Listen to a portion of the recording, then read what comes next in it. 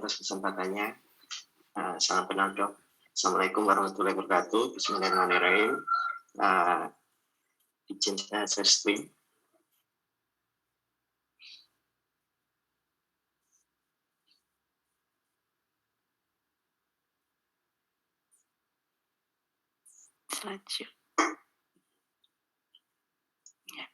Terima kasih kepada panitia atas kesempatan yang diberikan kepada kami untuk bisa berbagi pada sesi ini.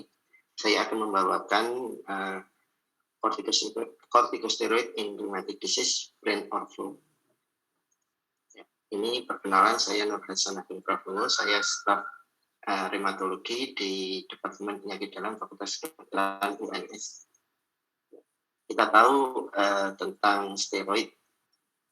Steroid tadi ini merupakan obat yang rutin untuk dikonsumsi, terutama pada banyak penyakit ya. Apalagi di sini pasien-pasien dengan rematik autoimun yang sering mengeluhkan radang, bengkak atau sendi. Dan ini obat yang cukup murah dan kadang bisa dibeli bebas di apotek. Dan disebut obat dewa karena minum ini keluhan akan hilang. Tetapi ternyata banyak efek sampingnya juga, jadi memang perlu hati-hati. Yang saya tekankan di sini, tadi sudah disebutkan oleh Dr. Luisa, ini obat ini label merah. Oleh karena ini label merah, berarti harus dengan resepan dokter ketika akan menggunakan obat ini. Ya, jadi jangan sembarangan, karena minum obat ini enak, kemudian keterusan. Ya, sebaiknya dikurangi dosisnya. Ya, ini sempat muncul di media sosial, di salah satu ternama ya, dexamethasone si obat dewa. Karena semua penyakit minum ini membaik ya, terutama penyakit gatal, radang, bahkan sampai tumor, asma, alergi, penyakit autoimun ya, semuanya bisa dengan obat ini. Tetapi ya di sini juga dicantumkan efek jangka pendek, efek jangka panjang apa saja ya. Efek jangka pendeknya ke lambung, sakit kepala, ya. Kemudian efek jangka panjang bisa gangguan gula darah, tekanan darah, pengeroposan tulang, penurunan sistem imun, dan lain sebagainya. Jadi memang ini obat yang kita perlu telaah lebih lanjut dan perlu hati-hati dalam penggunaannya. Ya, ini namanya Arthur Nobel. Ini merupakan pemegang hak paten dari prednison yang ditemukan di Amerika ya, 1950, dan ini yang merupakan prekursor dari obat-obat steroid lainnya. Kita kembali ke definisi awal. Corticosteroid itu apa? Corticosteroid adalah hormon steroid yang diproduksi di korteks adrenal. Korteks adrenal ini merupakan kelenjar yang ada di atas dari ginjal.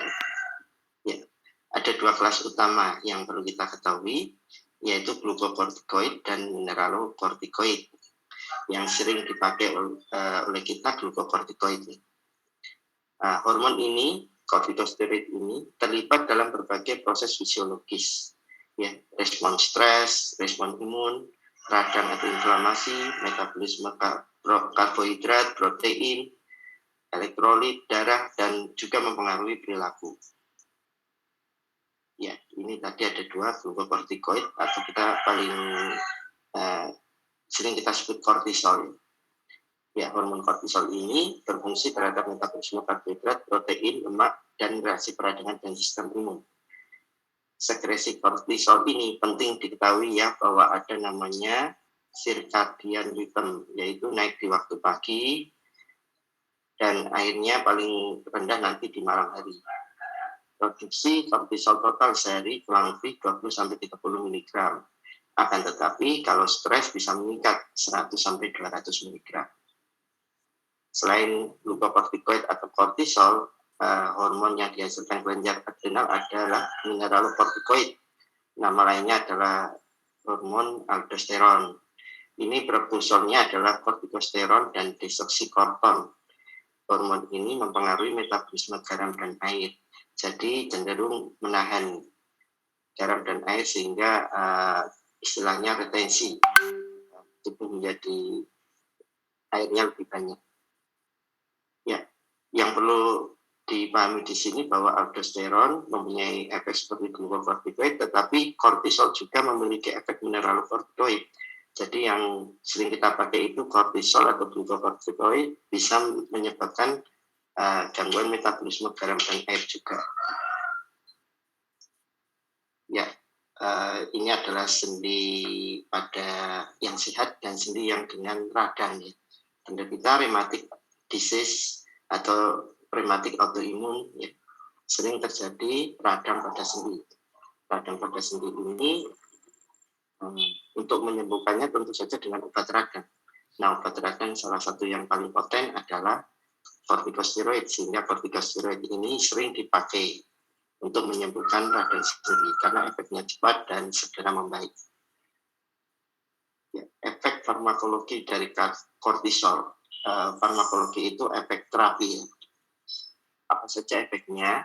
Ya, yang pertama dan tentu saja sudah kita tahu, anti radang atau anti-inflamasi. Ya, inflamasi entah apapun itu penyebabnya, bisa karena trauma, bisa karena alergi, infeksi, atau bengkak. Ya. Itu akan membaik ketika diberikan kortisol. Selain itu, dia juga punya efek imunosupresif dan anti alergi. Dia bisa menekan sistem imun, sehingga ini memang sering dikonsumsi oleh pasien dengan rheumatic autoimun dengan dosis yang lebih tinggi. Selain itu, fungsi dari kortisol adalah untuk katabolisme, pemecahan protein dan lemak menjadi energi. Dan gluconeogenesis, ya, pembentukan glukosa ya, untuk energi. Ya. Ini saya lampirkan HPA aksis ini, saya jelaskan secara singkat. Jadi untuk produksi kortisol, ini di kelenjar adrenal yang letaknya di puncak atau atasnya dari ginjal. Produksi kortisol ini perlu rangsangan hormon. Hormon pertama itu dari otak bagian hipotalamus, namanya CRH, corticotropic releasing hormone. Dia akan merangsang pituitary anterior, memberikan rangsang ACTH, adrenocorticotropica hormone.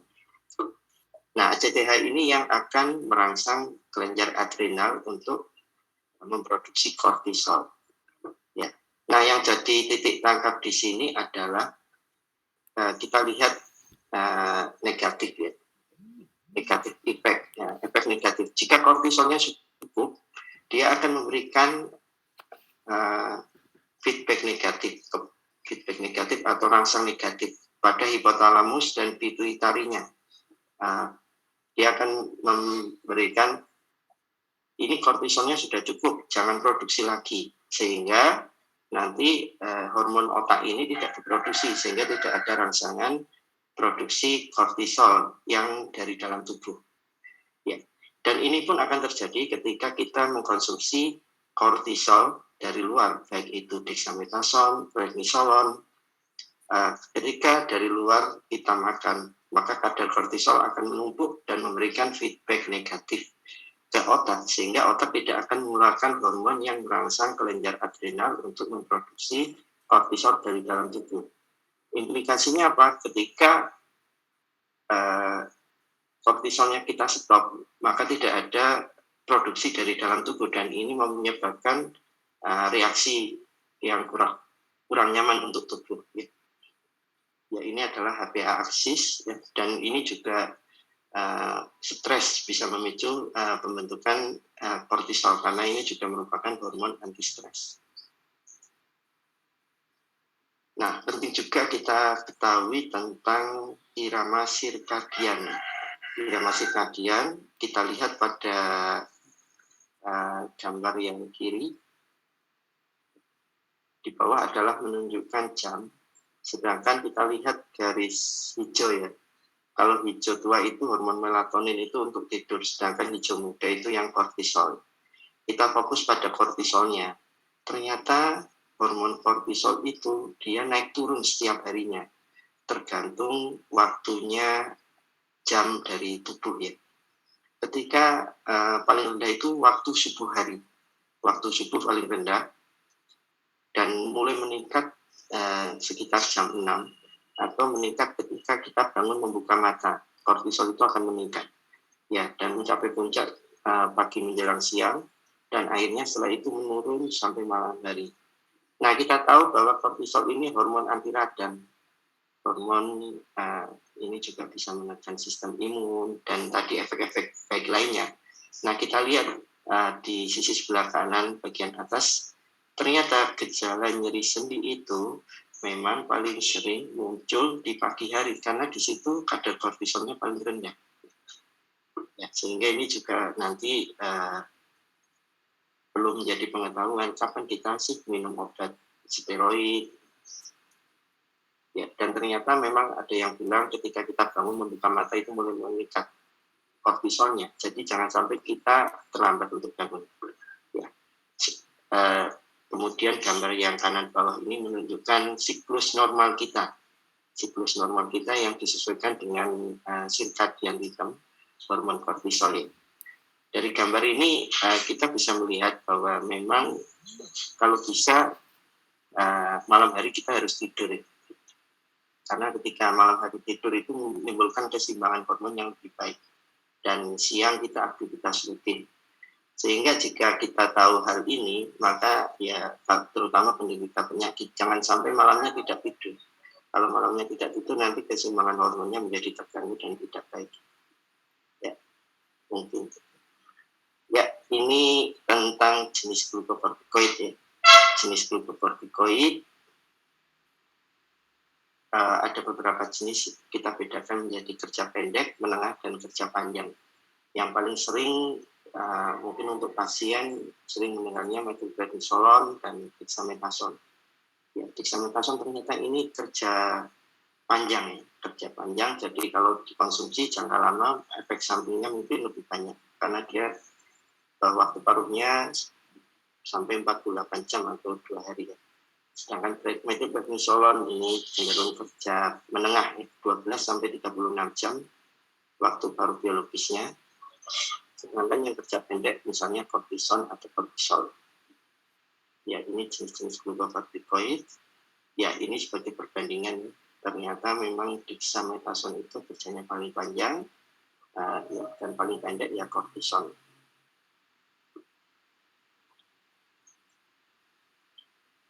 Nah, ternyata hampir semua penyakit ya sering memakai steroid ya, karena dasar penyakit itu adalah radang atau sering kita sebut itis. Ya, kalau penyakit dengan radang ya obatnya adalah obat anti radang. Ya, kita lihat ini suatu penelitian di Amerika. Ternyata memang paling banyak yang mengkonsumsi dari steroid ini adalah systemic autoimmune disease ya, 48%. Kemudian di bawahnya ada asma 12%. Kemudian ada autoinflammatory disease 10%. Selain itu yang lain misalnya dermatosis autoimun, kemudian sindrom nefrotik, ada juga keganasan atau kanker atau malignan, kemudian inflammatory bowel disease ini juga sebenarnya penyakit autoimun, cuma pada usus dan penyakit lainnya. Jadi memang setelah direview penyakit dengan autoimun itu salah satu yang ini penelitian untuk konsumsi steroid dalam jangka panjang. Ternyata penyakit sistemik autoimun disease itu yang mendominasi penggunaan steroid jangka panjang, sehingga memang orang dengan rematik autoimun perlu memahami tentang obat-obat yang dikonsumsinya, salah satunya steroid ini. Seperti saya tadi sebutkan di depan, kita ketika menggunakan glukokortikoid, kita akan selalu mempertimbangkan efek baik dan efek positifnya, dan diusahakan semuanya dalam keadaan balance atau seimbang dan diminimalkan efek sampingnya. Kita lihat efek positifnya, misalnya pada pasien autoimun, inflamasi atau pasien alergi, kemudian sekarang juga dipakai untuk pasien COVID-19 dan sekarang dipakai pada beberapa imunoterapi tumor dan juga bisa mengurangi efek samping dari kemoterapi. Tetapi kita harus tahu efek negatifnya apa saja sih, karena penggunaan steroid itu menekan daya tahan tubuh, salah satunya adalah infeksi. kemudian gangguan metabolik, misalnya diabetes, Cushing syndrome, gangguan elektrolit, atrofi dari otot, ya. Kemudian ke sistem jantung bisa menyebabkan hipertensi dan aterosklerosis, ke sistem pencernaan bisa menyebabkan luka pada lambung, pankreatitis atau kelemahan hati, bisa menyebabkan osteoporosis, bisa menyebabkan gangguan psikiatri, dan bisa menyebabkan insufisiensi adrenal. Nah, ini memang perlu kita waspadai. Ya, tadi sama seperti saya sebutkan, antara efek terapi dan efek samping diusahakan efek terapi optimal, efek samping minimal atau tidak ada. Intinya seperti itu. Efek samping seperti infeksi, miopati, osteoporosis, hiperglikemi atau diabetes, hipertensi, katarak diusahakan tidak timbul dengan penggunaan glukokortikoid. Waktunya 5 menit lagi, Dok. Ya, terima kasih, dokter. Ya, ini efek sampingnya. Osteoporosis paling sering ya karena pengeroposan tulang. Kemudian ada atrofi kulit, penipisan kulit, kencing manis atau diabetes juga sering terjadi, darah tinggi atau peningkatan tensi, peningkatan berat badan. Nah, ini beberapa sering dexamethasone itu menjadi campuran jamu, sehingga orang minum itu nafsu makan meningkat, berat badan meningkat, dan badannya enak. Glaukoma dan katarak komplikasi pada mata, kemudian mudah terserang infeksi, perdarahan saluran cerna, penyembuhan luka terhambat, perubahan mood, sulit tidur, jerawat, wajah bengkak, dan gangguan menstruasi. Itu salah satu dari banyak efek samping kortikosteroid. Ya, ini gambaran orang dengan kelebihan kortikosteroid dalam jangka lama atau kita sebut Cushing syndrome. Kita lihat ada kemerahan pada pipi, ya. Kemudian ada buffalo-hum, ada lemak pada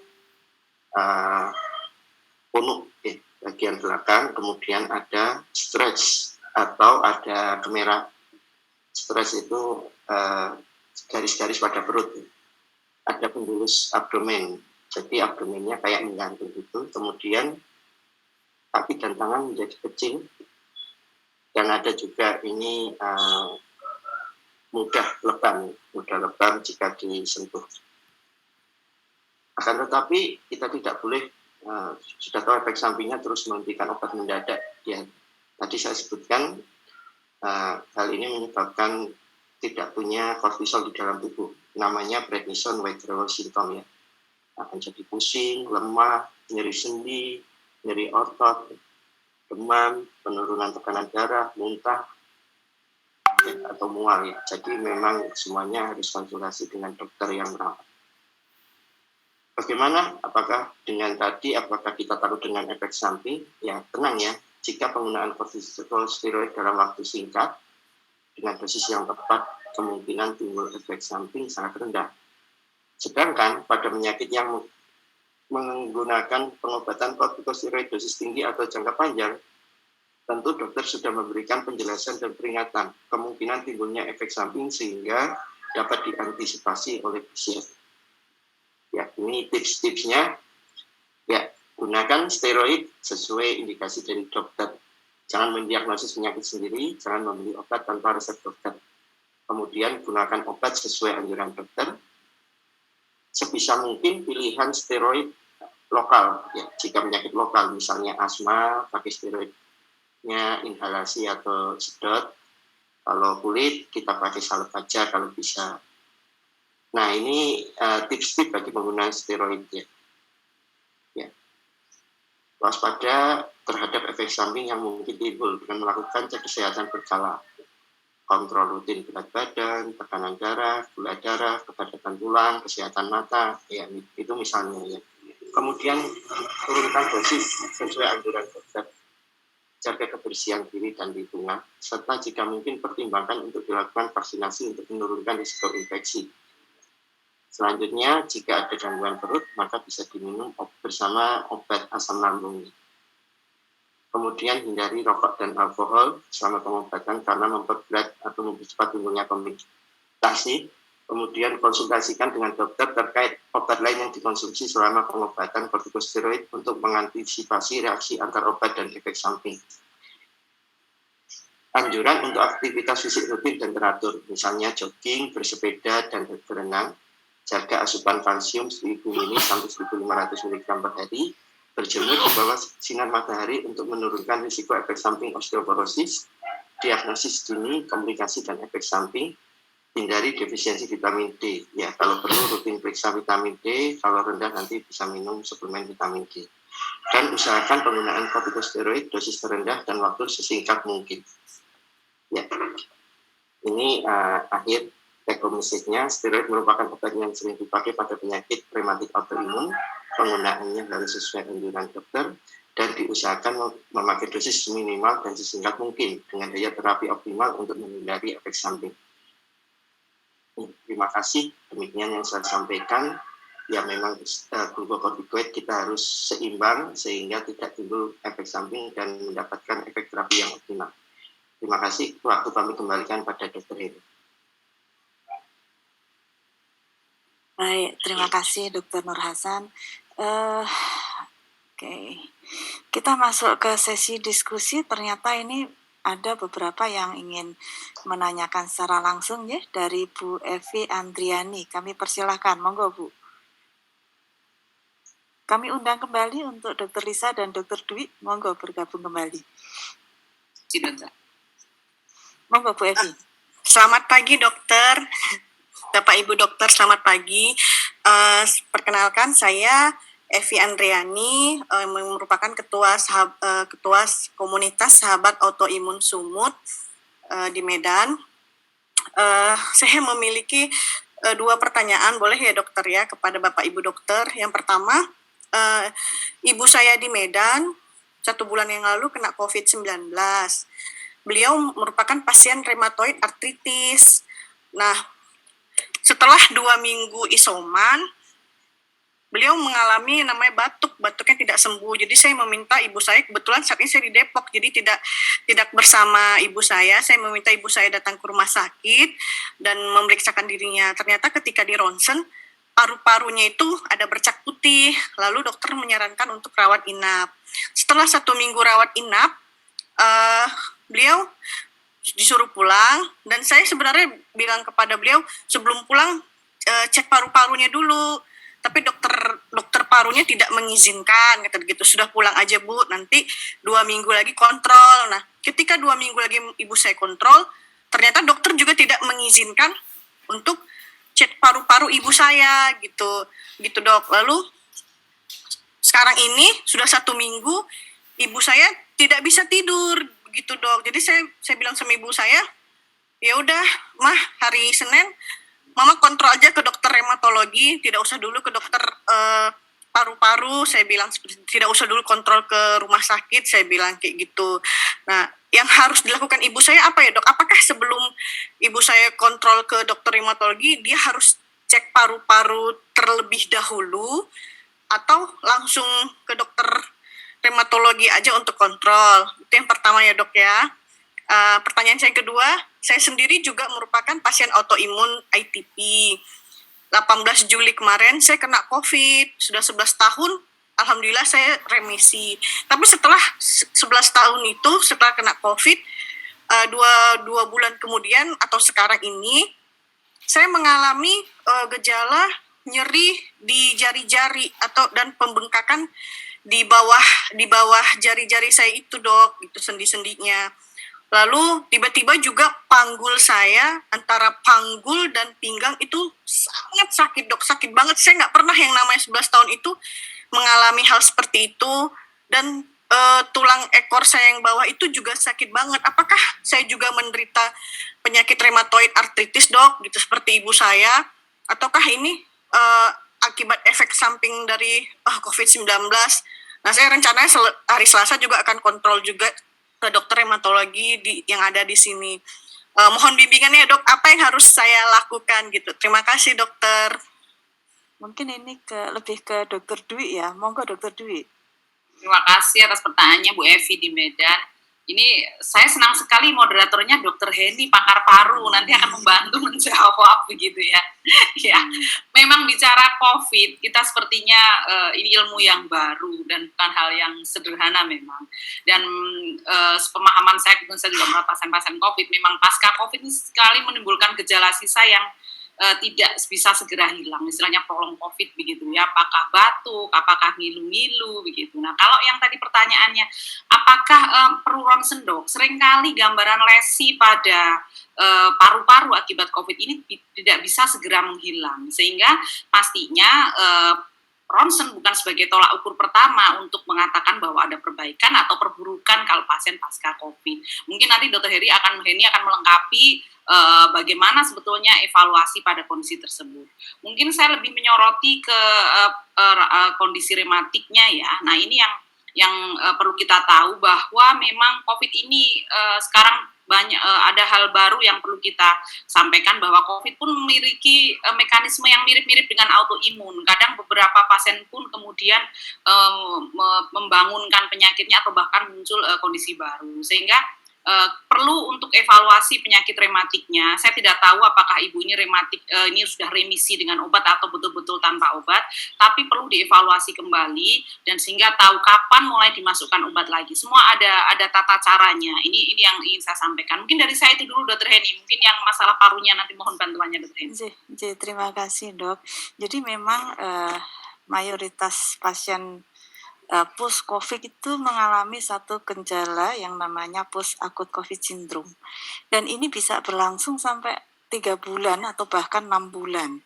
Ini ada satu meta-analisis tadi malam itu kebetulan saya sempat baca-baca, itu memang mayoritas gejalanya itu fatigue ya, kelelahan dan nyeri kepala. Tapi untuk batuk dan sesak nafas itu lebih kira-kira kisaran 8% dari penderita.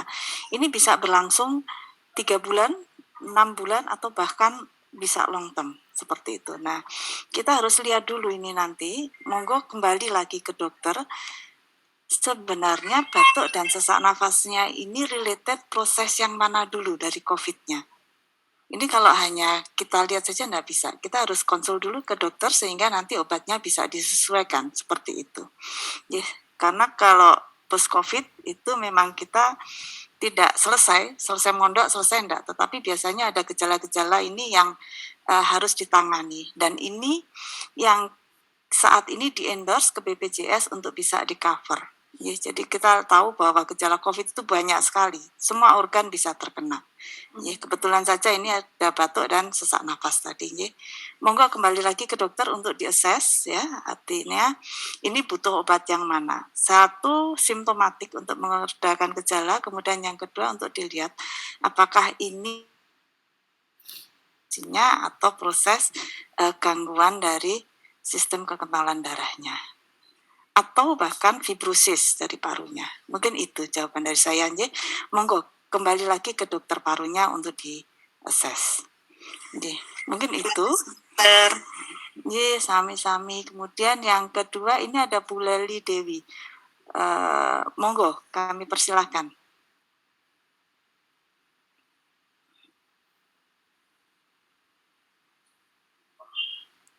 Masih mute. Ya. Assalamualaikum warahmatullahi wabarakatuh. Saya Leli dari Purworejo, penyandang autoimun sudah 9 tahun.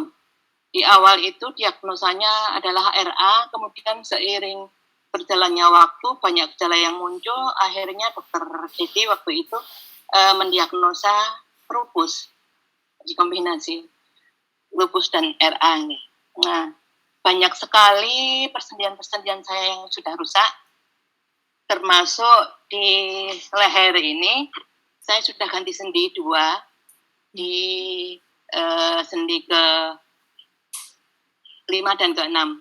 Kemudian juga di jari jempol saya ini juga sudah deformitas sendi, sehingga juga sudah dilakukan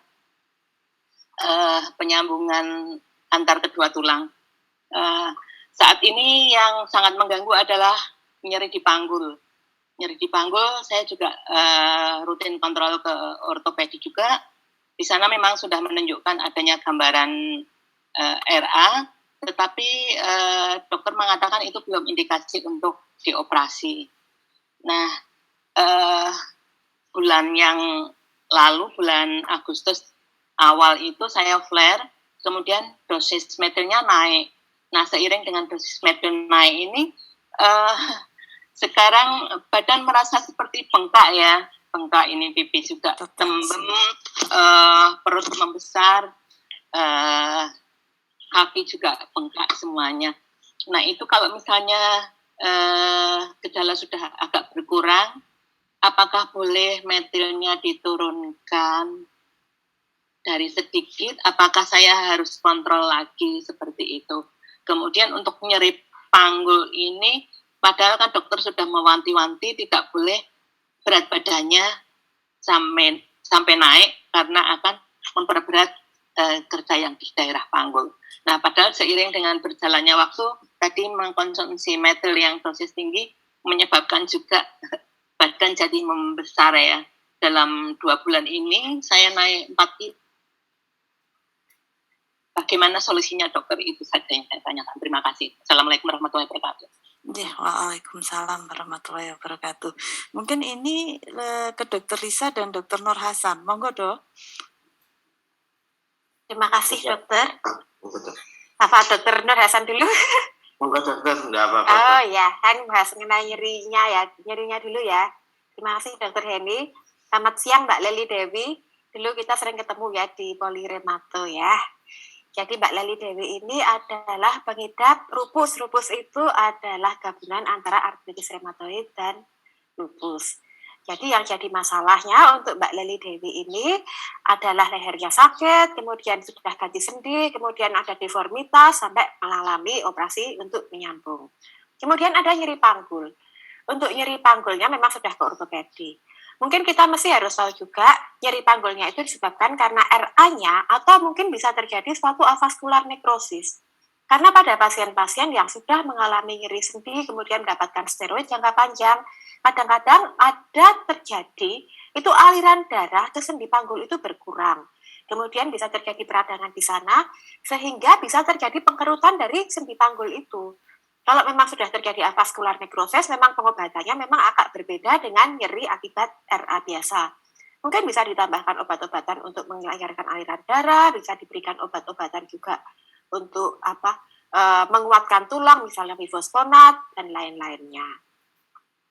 Kemudian memang untuk berat badan yang naik memang membuat beban kita akan menjadi lebih berat. Ya memang ini memang jadi dilema ya, karena metil juga menaikkan berat badan. Dan berat badan juga dipengaruhi berbagai faktor, tidak hanya dari metilnya saja.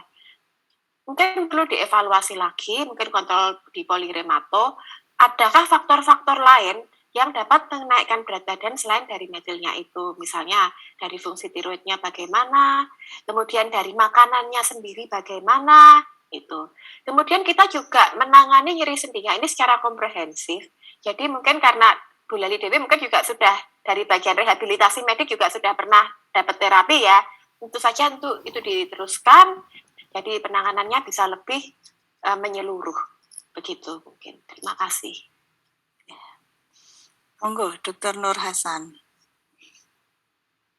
Jadi dok, terima kasih Ibu Leli Dewi ya. Tadi disebutkan sudah konsumsi steroid, ya lupus, RA dan lupus. Dan memang kalau di RA sendiri paradigmanya steroid itu hanya sebagai bridging terapi. Dan yang digunakan sebenarnya steroid dosis rendah.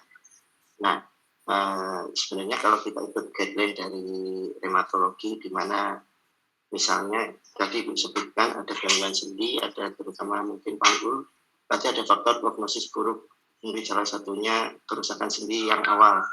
Itu sebenarnya ada tempat untuk menggunakan biologi atau obat-obat lainnya. Tetapi kembali lagi memang sistem obat-obat tersebut, ketersediaan oleh fasilitas dan lain sebagainya memang terbatas. Sebenarnya kalau kita sesuai guideline ya kita usahakan obat-obat selain steroid. Apalagi tadi kemungkinan ada nyeri panggul bisa salah satunya avaskular nekrosis karena penggunaan steroid. Ya tadi sudah disampaikan Dr. Lisa bagaimana penanganan nyeri dan bagaimana penurunan berat badan. Ya mungkin kembali lagi nyerinya itu perlu ditegakkan apakah nyerinya ini karena kerusakan jaringan atau karena aktivitas penyakit. Jika ternyata aktivitas penyakitnya sudah baik, ya kita fokus pada mungkin penegakan apakah nyeri panggungnya karena vascular necrosis atau bukan. Mungkin dengan pemeriksaan lanjutan. Dan untuk jika aktivitas penyakitnya masih tinggi, ya mungkin obat-obat lain yang bisa diberikan, misalnya biologi atau obat-obat lainnya. Ya mungkin itu, Dok. Seperti itu lagi.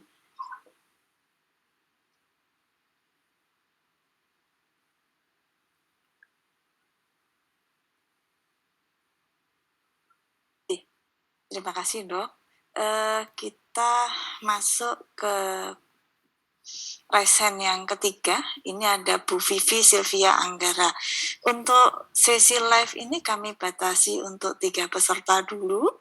Kemudian nanti kita beralih ke pertanyaan teks. Jadi nanti kalau ada sisa waktu kita kembali ke live lagi. Jadi, monggo Ibu Vivi. Terima kasih atas kesempatannya, Dr. Heni. Ini yang ingin saya tanyakan terkait vaksin pada penyintas autoimun. Kedengaran suara saya, Dok? Iya, jelas Bu, monggo. Terkait vaksinasi untuk penyintas autoimun, itu vaksin yang paling aman itu apa? Saya minggu lalu baru vaksin yang pertama untuk Sinovac, itu reaksinya di tubuh saya itu saya demam 2 hari, lemas, kemudian ngantuk dan sempat diare. Nah, itu yang vaksinasi yang paling aman untuk penyintas autoimun itu apa? Kemudian yang kedua, kan saya masih terapi metil 8 mili. Nah, itu sebelum vaksin dan setelah vaksin, apakah metil itu di stop atau diminum lanjutan ya, Dok? Karena dari SPPD saya di sini tidak ada menyarankan untuk di stop atau di ini, jadi saya lanjut terus minum. Itu saja, Dok. Terima kasih. Monggo Dr. Dwi. Terima kasih. Ini pertanyaan seputar vaksin ya, memang banyak sekali yang menanyakan masalah ini. Vaksin untuk autoimun, sekali lagi saya tekankan bahwa saat ini sudah direkomendasikan pasien autoimun harus vaksin ya, dengan catatan gitu. Nah, kalau pertanyaannya vaksin apa yang aman gitu. Tadi saya sampaikan di slide saya bahwa tidak ada vaksin yang lebih baik antara satu dengan yang lain untuk pasien autoimun. Memang ada beberapa case gitu ya, pada kasus contohnya antiphospholipid syndrome, kita memberikan concern tertentu terhadap vaksin. Tapi ini ditentukan oleh dokter penanggung jawabnya, dokter DPJP-nya yang akan memberikan rekomendasi. Makanya kenapa tadi pasien autoimun menjalankan vaksin dengan membawa rekomendasi dari dokter penanggung jawab. Tetapi sekali lagi vaksin apapun, tadi saya bilang kecuali pada kasus tertentu bisa diberikan. Mau Moderna, mau Sinovac, mau AstraZeneca, itu bisa. Apalagi sekarang Pfizer sudah masuk, itu pun bisa. Nah, kemudian yang kedua, sekali lagi saya ingatkan bahwa KIPI adalah kejadian ikutan pasca imunisasi ini. Memang beberapa case banyak terjadi. Mau Sinovac, mau Moderna, mau Astra itu ada. Tetapi KIPI bukan merupakan hal yang perlu ditakuti, bukan merupakan hal yang membuat kita untuk tidak vaksin yang kedua. Ya, jadi demam, ada ngilu-ngilu, ada yang tidak merasakan apa-apa, gitu ya. Dan ini justru kita berpikirnya bahwa yang kita pikirkan adalah kita vaksin mendapatkan efektivitas yang bagus ya. Jadi jangan sampai rasa panas, rasa ngilu membuat kita ketakutan untuk vaksin.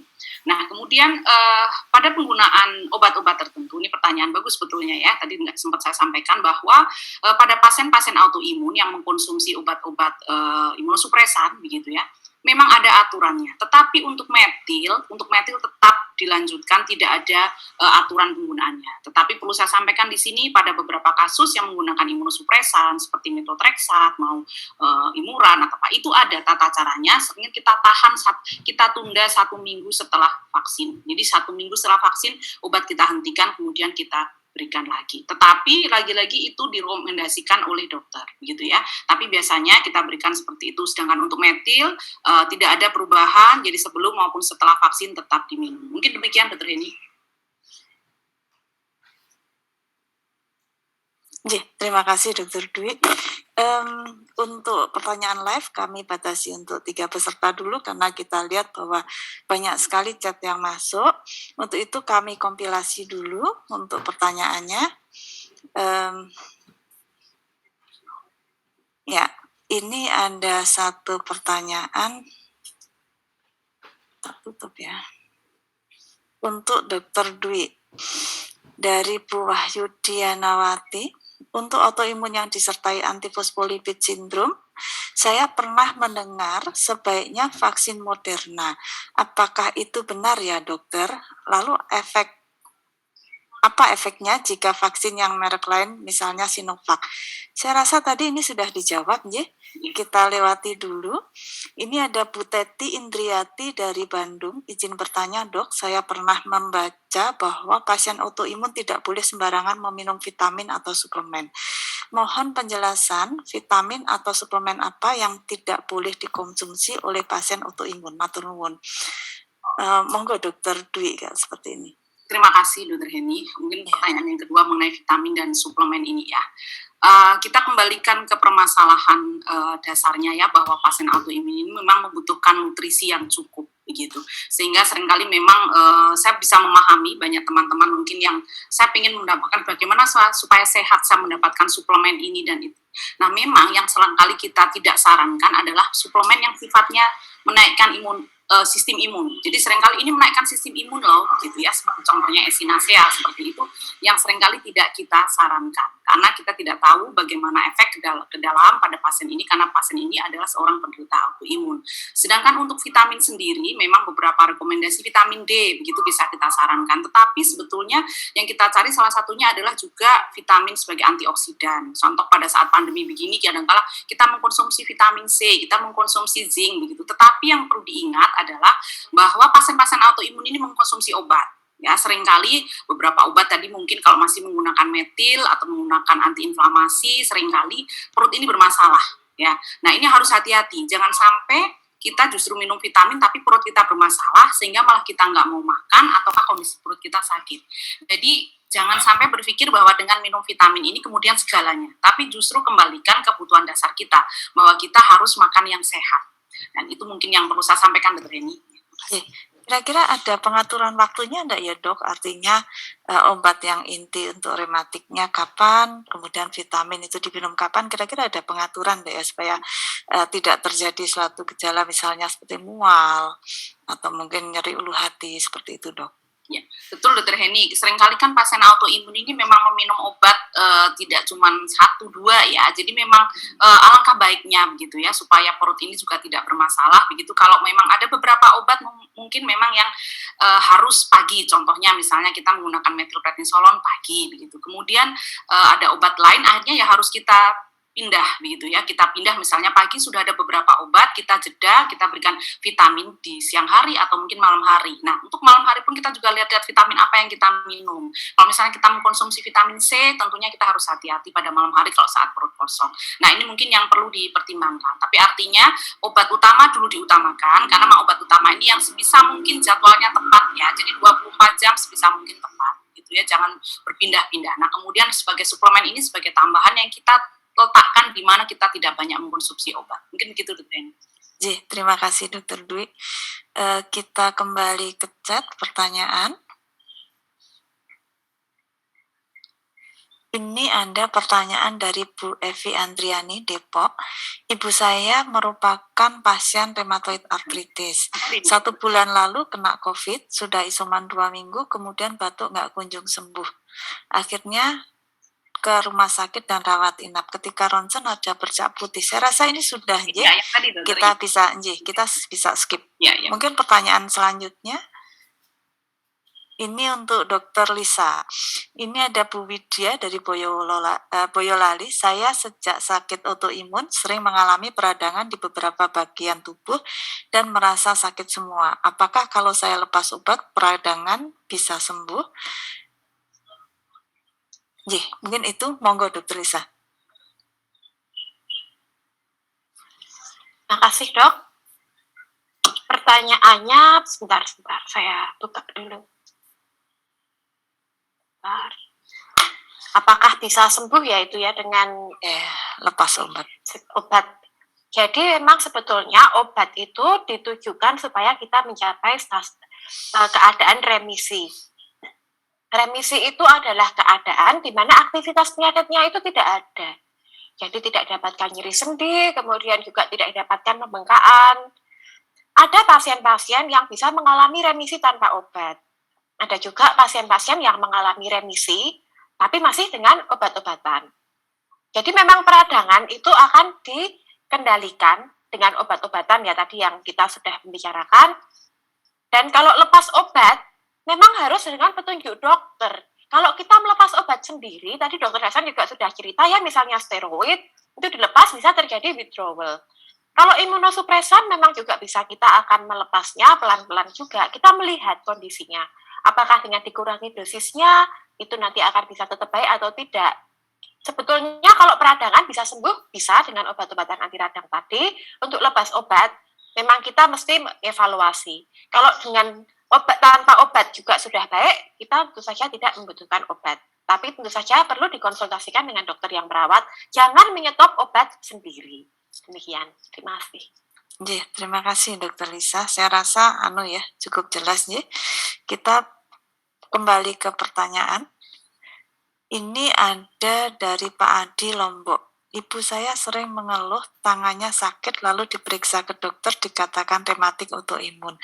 Apakah penyakit ini bisa sembuh atau harus minum obat seumur hidup? Atau saat keluhan saja? Monggo Dokter Lisa. Ya, terima kasih ya. Ini Pak Adi ya dari Lombok ya. Dari Lombok ini mengikuti sampai Jogja ini. Kita ketemu di tempat virtual. Ini tangannya sakit ibunya, kemudian dikatakan rematik autoimun. Apakah bisa sembuh? Tadi untuk keadaan-keadaan autoimun, target kita adalah remisi. Di mana remisi itu adalah keadaan di mana aktivitas penyakitnya itu tidak ada. Jadi target kita adalah remisi, jangan sampai sering kambuh ya. Kalau misalnya sering kambuh itu namanya flare atau sedang kumat, itu memang tidak kita harapkan. Yang kita harapkan adalah keadaan remisi. Minum obat seumur hidup. Ini tergantung juga dari keadaannya. Atau saat ada keluhan saja. Jadi obat tadi, ada obat yang mempengaruhi dari aktivitas penyakitnya, yang mempengaruhi sistem imun kita supaya tidak menyerang sendi sendiri. Itu kalau yang DMARD ya namanya, disease modifying anti-rheumatic drug. Itu bisa diberikan imunosupresan untuk kekebalan tubuh, kemudian juga obat-obatan yang mempengaruhi sendi yang lain. Kemudian untuk obat anti radang atau steroid, kadang-kadang itu juga bisa berfungsi untuk mengurangi gejalanya, tapi juga bisa berfungsi untuk menghambat aktivitas penyakitnya yang tadi sudah dijelaskan oleh Dokter Hasan. Kemudian obat yang untuk mengurangi gejala. Obat yang mengurangi gejala ini tidak dapat mempengaruhi penyakitnya.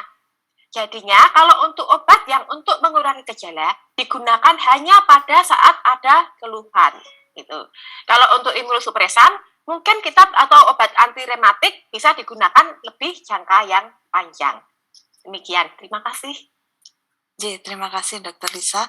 Kita kembali ke teks. Ya, ini ada Pak Ian. Apa perbedaan spesifik rematik pada lupus dan yang lainnya? Seperti yang disampaikan Dokter Lisa. Terima kasih. Terima kasih. Ya, mungkin artritisnya ya. Monggo Dokter Lisa. Mungkin ya, Mbak Yan Sofan ya. Ini pertama mengenai lokasinya, kalau yang orang lupus itu kalau kena artritis seringkali kena ke tangan atau ke kaki.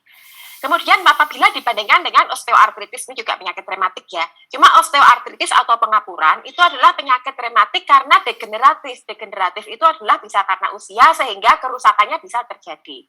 Pada osteoartritis kerusakannya itu kan disebabkan karena kerusakan sendinya sendiri itu karena proses penuaan. Kalau lupus karena inflamasi atau peradangan.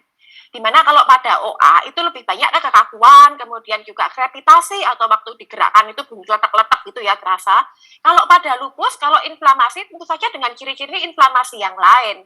Ciri-ciri inflamasi yang lain itu apa? Bengkak, kemerahan, kemudian kalau disentuh sakit, itu cirinya pada yang lupus. Kemudian kalau dibandingkan dengan artritis rheumatoid. Pada orang yang artritis rheumatoid, apabila di ronsen, kalau kita lihat, sendinya itu mengalami erosi. Erosi itu kayak gerimpil-gerimpil. Kalau pada lupus ini tidak terjadi. Kemudian kalau kita bandingkan dengan autoimun lain, rematik yang lain ya, yang spondyloartritis ya, spondyloartritis itu seringkali kena ke aksial itu yang di tulang belakang. Kalau lupus biasanya jarang kena ke situ. Kemudian kalau lupus itu sebetulnya itu jarang menimbulkan kecacatan. Sebetulnya yang mengalami peradangan itu lebih banyak ke jaringan-jaringan yang ada di sekitar sendi seperti di tendon dan lain-lain. Kecuali kalau pada overlap syndrome. Overlap syndrome itu adalah lupus yang disertai penyakit-penyakit lain seperti misalnya lupus tadi ya yang kayak Mbak Lili Dewi cerita, itu adalah lupus yang disertai artritis reumatoid. Tapi kecacatan pada lupus itu bisa terjadi karena sendinya sendiri jarang digerakkan. Jadi karena sakit, kemudian takut bergerak, sendinya tidak bisa digerakkan, tidak mau digerakkan, tidak pernah latihan, sehingga terjadi imobilitas. Kalau terjadi imobilitas tersebut bisa terjadi kontraktur yang dapat menyebabkan kecacatan. Demikian mungkin Mbak Ian, semoga bisa jelas. Terima kasih. Terima kasih. Saya rasa cukup jelas. Kita kembali ke teks. Dari Bu Nur Suhardiah. Apa saja ciri orang yang didiagnosis rheumatoid arthritis? Lutut kanan saya semakin sakit untuk jongkok, terutama ketika untuk berdiri setelah sujud. Tangan kanan juga semakin sakit dan badan sering terasa panas. Harus minum obat lagi. Obat saya Arafa dan Oskal.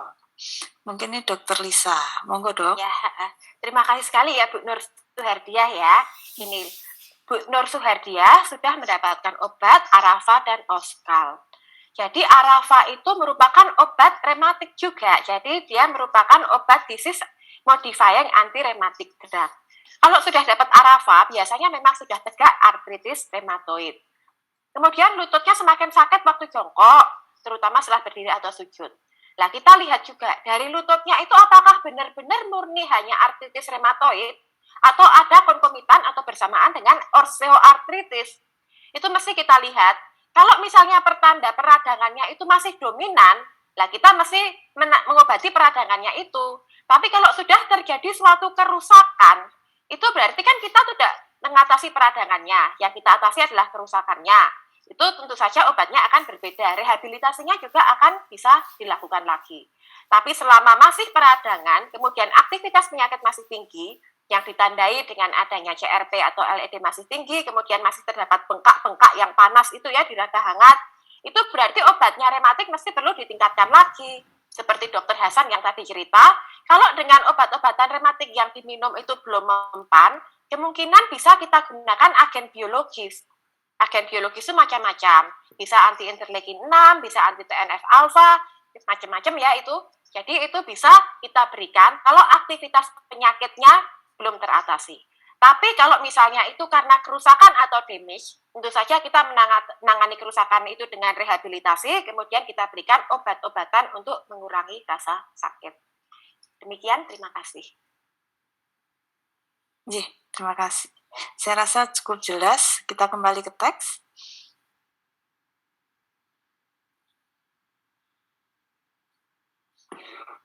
Ini untuk Dr. Nur Hasan, ada Bu Meitika.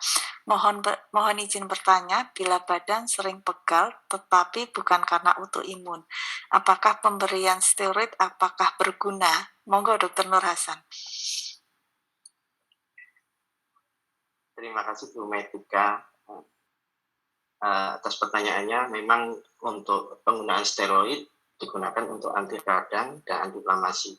Sedangkan untuk anti nyeri, dalam hal ini pegal-pegal cenderung ke arah nyeri ya, itu hanya efek dari radang yang membaik dengan pemberian steroid. Saya rasa pegal-pegalnya perlu ditegakkan dulu penyebabnya kenapa.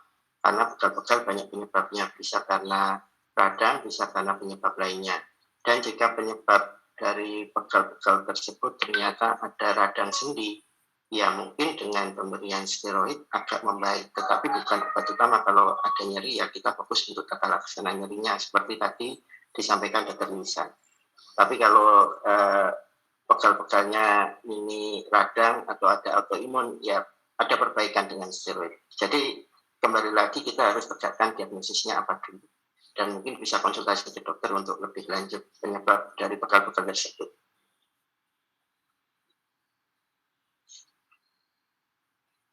Jadi intinya kita harus periksa dulu jenis sakitnya apa, baru nanti diputuskan obatnya apa.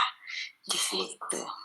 Matur nuwun Dokter Nur. Kita masuk ke pertanyaan kedua dari Bu Teti Indriati. Saya penderita sistemik sklerosis. Saat ini diberikan obat Myfortic.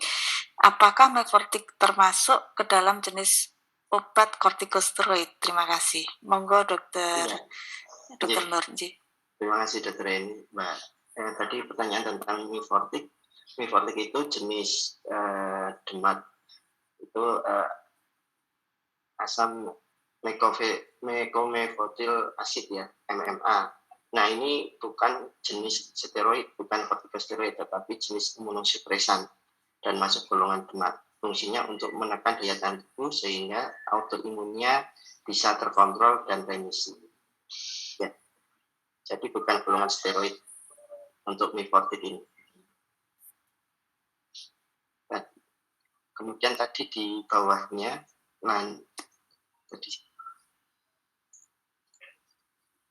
kita masuk ke yang selanjutnya dari Bu Fani. Dokter, apakah dexamethasone dapat digantikan dengan Cataflam? Monggo Dok. Ya, dari Mbak Fani, terima kasih pertanyaannya. Jadi dexamethasone banyak fungsinya, bisa sebagai anti radang, bisa sebagai alergi, bisa sebagai mungkin imunosupresan.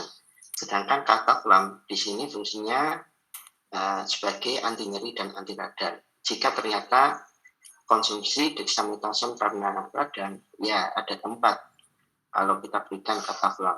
Tetapi efek sampingnya sebenarnya Cataflam kurang lebih mirip-mirip dengan dexa, ya, terutama ke lambung dan sebagainya. Nah, tetapi kalau ternyata menggunakan dexamethasone untuk asma, untuk alergi, atau penyakit autoimun, ya tidak bisa digantikan dengan Cataflam, tergantung penyebab penyakitnya tersebut. Jika untuk radang, ada tempat, walaupun nanti juga melihat diagnosis utamanya apa. Ya mungkin seperti itu untuk Mbak Fani. Terima kasih Dok. Tapi mungkin harus konsultasi dulu ya untuk mengganti obat apakah bisa digantikan atau tidak. Jadi intinya harus konsultasi dulu. Kita kembali ke pertanyaan dari Bu Nur Safna. Ini ada kenapa obat metilprednisolon dapat memberatkan penyakit kulit atau jamur? Monggo Dok. Dari Mbak Nur Safna, terima kasih pertanyaannya. Seperti tadi saya sampaikan bahwa salah satu efek samping penggunaan steroid atau kortikosteroid adalah infeksi karena steroid ini menekan daya tahan tubuh. Ya. Dan infeksi-infeksi yang sering muncul adalah infeksi komensal, misalnya jamur. Jadi memang salah satu efeknya bisa timbul jamur. Kalau penggunaan obat-obat yang menekan daya tahan seperti kortikosteroid ini dalam jangka panjang. Ya memang ini efek samping yang rutin dan jika timbul efek samping ini bisa konsultasi ke dokter untuk mendapatkan pengobatan lebih lanjut. Terima kasih. Biasanya efek samping itu muncul pada dosis 0,5 mg per kilogram berat badan selama 1 bulan minimal. Jadi misalnya itu sudah dipakai lebih dari 1 bulan, mungkin bisa konsultasi ke dokter. Mungkin seperti itu ya Dok. Ya, jadi intinya untuk memastikan ini infeksi jamur atau tidak tetap harus ke dokter. Kita kembali ke teks. Ini ada Bu Ari Aryati. Apakah harus dilakukan? Apa yang harus dilakukan jika ada pembengkakan akibat konsumsi obat metilprednisolon? Karena wajah, kaki, dan seluruh badan sering bengkak. Terima kasih dokter. Monggo Dok. Ya Dok, jika wajah dan kaki sering bengkak dan konsumsi metilprednisolon jangka panjang, kita perlu diagnosis apakah sudah timbul penyakit lain, yaitu Cushing syndrome. Nah, tadi sudah saya jelaskan untuk penyakit gejala lain seperti adanya stretch mark di perut, ada lemak di punuk di bagian belakang leher, ataupun ada sering lebam-lebam dan kemerahan pada pipi, yaitu tanda-tanda Cushing syndrome. Dan jika terjadi seperti itu, kita perlu menseimbangkan penggunaan steroid itu untuk pengobatan penyakit, apakah bisa disubstitusi dengan obat lain seperti DMAT atau obat lainnya. Kita perlu melihat aktivitas penyakit. Setelah itu kita juga perlu menilai steroidnya, di mana ketika sudah timbul Cushing syndrome kita usahakan untuk yang short acting, mungkin yang tadinya long acting diganti yang short acting yang lebih cepat, dan dosisnya diturunkan perlahan-lahan dengan melihat aktivitas penyakit utama yang diobati dan berusaha mensubstitusi, mengganti obat sesuai dengan penyakit yang diderita. Nah, ini memang perlu konsultasi dengan dokter yang merawat. Ya, mungkin seperti itu, Dok. Terima kasih, Dok. Apakah bisa dilakukan dengan rawat jalan untuk Cushing syndrome ini, Dok? Sebenarnya tergantung ini juga ya, tergantung penyebabnya juga, dan mungkin kadang asuransi apakah BPJS bisa menerima pemeriksaan hormon atau tidak, dan biasanya kan pemeriksaannya ada kortisol pagi hari atau yang malam hari. Sebenarnya bisa secara teori, tetapi banyak faktor yang mungkin dipertimbangkan dengan perawatan pasien dan dokter, misalnya asuransi, jenis obat, dan kadang rumah sakitnya. Karena ya obat-obat pengganti steroid tidak ada di semua tempat ada ya. Semua tempat ada. Itu jika memang bengkaknya karena steroid. Tapi sebenarnya kalau ada bengkak di tubuh kita perlu analis juga. Kita pastikan kita singkirkan dulu penyakit lainnya yang bikin bengkak. Misalnya kebocoran ginjal atau penyakit gangguan jantung, itu bisa juga membuat bengkak. Tapi memang sebaiknya memang konsul ke dokter untuk memastikan itu efek samping steroid atau tidak. Jika memang efek samping steroid, nanti konsultasikan mengganti obat steroid dengan obat lain dan mulai menurunkan dosis steroidnya perlahan-lahan. Terima kasih, Dok, sudah cukup jelas. Kita kembali lagi ke live. Mungkin satu pertanyaan lagi, mungkin ada enggak ya dari live? Ada yang raise hand? Sini. Dari Bu Tanasia Anes. Monggo, silakan. Bu Tanasia? Belum. Sudah ada suaranya belum, Dok? Ada, monggo, sudah jelas. Silakan. Iya. Assalamualaikum, Dok. Waalaikumsalam. Saya Anes. Saya disuspek Sjögren syndrome dari 16 Agustus dengan gejala nyeri sendi dan kesemutan di kaki. Udah beberapa hari ini obat Hasiki saya stop, Dok, karena badan saya berbintik-bintik merah di punggung. Apakah untuk harus dilanjut atau harus di stop aja, Dok, Hasikinya? Monggo, ini Dokter Lisa, Ji. Silakan, Dok. Terima kasih ini ya, Mbak Anes ya. Jadi dapat Hasiki, kemudian ada terjadi bintik-bintik ya. Iya. Jadi bintik-bintik itu memang bisa terjadi, bisa dari reaksi alergi atau bisa terjadi dari aktivitas penyakitnya itu sendiri. Dan memang untuk membedakannya, mungkin perlu berkonsultasi lagi kepada dokter yang merawatnya ya. Kalau obatnya mungkin ya. Dan vitamin D3-nya yang harus saya minum tuh merek apa ya, Dok? Kalau merek mungkin ada banyak ya vitamin D3. Gitu. Untuk jumlah kebutuhan vitamin D3 sebetulnya akan lebih baik apabila disesuaikan dengan kadar vitamin D3 yang ada di dalam tubuh. Mungkin sudah pernah dicek belum ya? Belum, Dok, soalnya kan aku baru mulai ke RSCM. Ya, nanti bisa dikonsultasikan dengan dokter yang merawat ya. Jadi untuk vitamin D3-nya dilihat kalau bisa memang kadar vitamin D-nya berapa. Kalau pada orang-orang yang dengan autoimun, memang kita harapkan kadarnya itu memang lebih dari yang nilai yang biasa, nilai minimal. Kalau orang normal 30 udah cukup, kalau orang dengan autoimun kan butuh lebih dari itu. Tapi kalau memang sudah terlalu tinggi, itu memang kita hati-hati juga. Karena memang ada penelitian, kalau kadar vitamin D, kalau konsumsi vitamin D terlalu tinggi, padahal kadar vitamin D di darah sudah baik, justru akan tidak baik bagi kesehatan tulang. Jadi lebih baik itu dikonsultasikan kepada dokter penanggung jawab yang merawat ya. Ya, makasih, Dok. Sama-sama. Ya, saya rasa itu adalah pertanyaan terakhir karena kita mempunyai keterbatasan waktu. Mungkin kita akan sambung di lain waktu. Terima kasih Dr. Dwi Budi Darmawati, terima kasih Dr. Lisa Kurniasari, dan terima kasih Dr. Nur Hasan atas rawuhnya. Kami akhiri, sekali lagi matur nuwun untuk semua peserta yang bersedia mengikuti sampai akhir. Mohon maaf jika ada salah kata atau kekurangan. Selamat siang. Assalamualaikum warahmatullahi wabarakatuh. Salam. Waalaikumsalam dokter, terima kasih. Matur untuk nuwun, semuanya. matur nuwun.